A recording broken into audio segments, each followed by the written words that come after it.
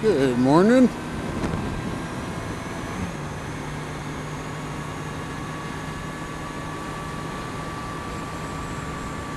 It's early Sunday morning on July 13th. Figured I would do a quick vlog. Last night I was watching one of Nothing Fancy's videos, and he was covering a lot of modifications that he made to his 1000cc Suzuki V-Strom. And while he was making the modifications, he was doing a bike review as well. And while he was doing the bike review, I noticed one thing that I was in the process of designing on my motorcycle as well, was how can I, hook up an accessory to the motorcycle, but keep it clean, so down the road, if I want to add other accessories, it will be much easier and clean to add them on. Like I purchased a power outlet from Powerlet, and I'm going to install that. I also plan on getting a set of Oxford heated grips and installing those. I won't be installing them at the same time, so how can I keep the area underneath my seat from looking like a rat's nest of wiring? Well, when Nothing was in his video, he mentioned something that I honestly didn't think of, and when he mentioned it, it's one of those ideas where you hit yourself upside the head, and it's like, hey, why didn't I think of that? And it's a distribution panel, a fuse distribution panel. Now, I looked at the car ones, and the car ones wouldn't fit the application for my motorcycle. And Nothing mentioned to use a marine grade one from one of the manufacturers that makes them for boats.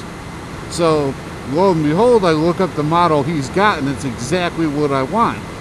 You'll have one positive and one negative lead coming off from your battery going to the fuse distribution panel.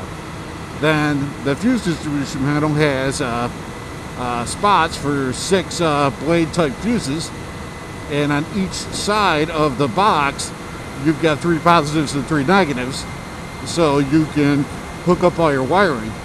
Add a little wiring loom and some zip ties, maybe some Velcro for the box, and you've got a very tidy setup for wiring up accessories. So that's what I'm going to do. I ordered the box from Amazon. It was around $35 if memory serves, and going to wait for that to come in the mail. I already got my Powerlet outlet. I do not have the heated grips yet, but I will install those later in the season as it gets closer to fall. I'm not sure how I'm going to run the wiring for those. I don't have experience running wiring for those through the grips and stuff, so I may have the dealer help me with that one. But the other stuff, easily I can run the wiring up for the outlet. So I'm going to run a Powerlet outlet, and I might run a second outlet while I'm at it for dedicated USBs. Most devices today use USBs. It's a nice look around the Quaid Bay for you ladies and gents looking out the Lake Ontario. And we'll give you a look to the right, looking south end around the Quaid Bay. Pretty sweet, huh? Not on their boats yet, surprisingly. I'll use the fuse panel box. I'll run the wiring and wiring loom with zip ties up to the front of the bike. Now, down on the front of my bike here with all these plastic pieces, I could mount it maybe on one of the side pieces down here, or maybe up here on the front piece. And all of those pieces come off, and may have to come off when maintenance is done on the front of the bike. So what I'm going to do is I'm going to run the wiring up to the front, but I'm going to put in disconnects on them, and I'm either going to use automotive style connectors that are waterproof or Anderson connectors.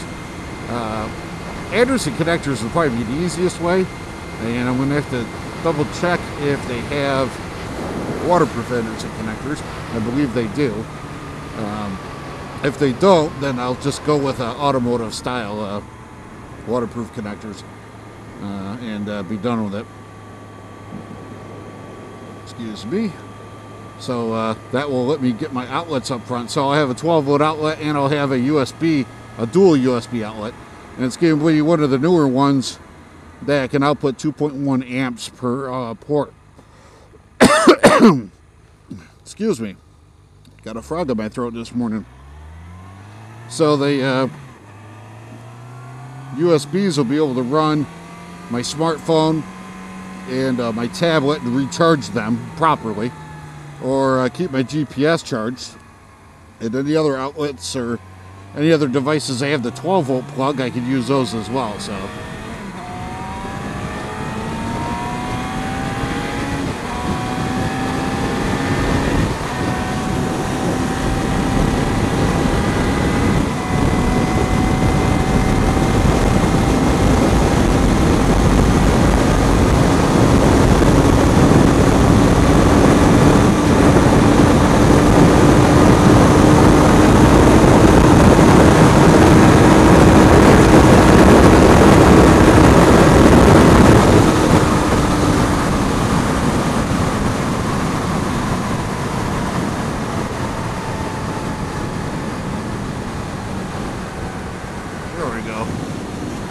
had to do the little blow the morning cobwebs out. Gotta do that on Sunday morning. No one's around, you know. It's just me and these two guys on the road. Nobody else. So I plan on getting that done. And I also saw that there is a new manufacturer of saddlebags that built the strapping into the saddlebags themselves. And the saddlebags are actually dry bags.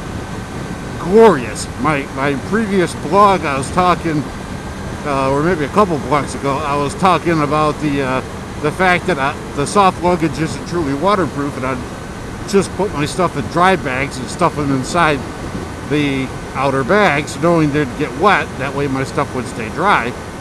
And lo and behold, because I've not purchased anything in 2 years, a manufacturer finally must have had the idea that I did, and they're now manufacturing dry bags with all the necessary straps to run the saddlebags.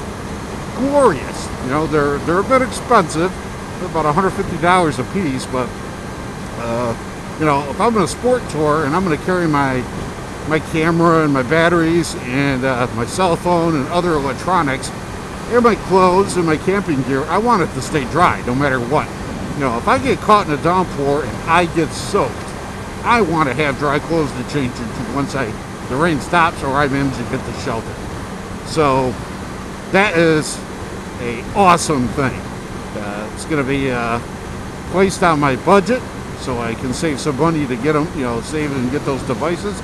I might not be able to get them for this riding season, but I planned on having everything by the spring of next year so I can start sport touring in earnest, hitting multiple states a day in between, you know, objects of interest to myself. So that is awesome. I don't remember the manufacturer's name off the top of my head, but I will put the link in the description bar down below if I was smart and safe to let my thumb drive. Usually when I find good items online, I will save the URL, and I have a folder just labeled stuff on my thumb drive, and anything of interest I throw in there and I organize it later. I save hundreds of links to items on the websites and products that I'm looking at, so that way down the road if I need to find them, I can go in there and find the link. And usually every week or two I'll go in and I'll organize those items into other folders. You know, break them down for like motorcycles and stereos and other things like that. So let me know what you think. Our dry bags with straps built into them, pretty much the best way to go for sport touring. I think they are. They're going to be expensive, but I think they'll be worth it. And if you have any power setups on your vehicle, let me know what you did. Did you go to cheap Harbor Freight route setup to hook them up? You know, ugly, all the wires in the way, or did you do it nice and tidy with some wire loom and zip ties and Anderson connectors or waterproof Andersons? And whether or not you used a fuse distribution block, or if you got, you know, 9 pairs of wires for 9 accessories all hooked up to your battery leads, and it looks like a spaghetti cooking pot gone wrong. So there's a visual for you. So let me know what you think, and I'll see you later.